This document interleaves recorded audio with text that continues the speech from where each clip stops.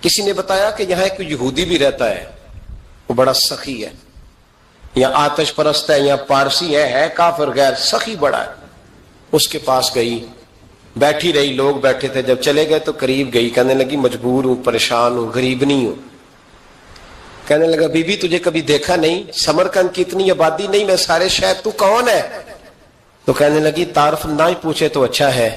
اس نے کہا چلو اگر پتہ چل جائے تو۔ کہنے لگی میں مسلمانوں کے نبی کی اولاد ہوں۔ مسلمانوں؟ اس نے کہا پیغمبر خدا کی اولاد؟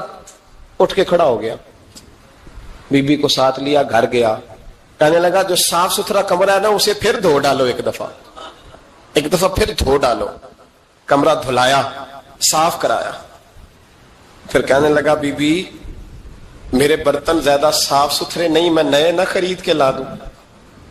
پھر نئے برتن لایا، پھر اپنے بچوں سے کہنے لگا اونچا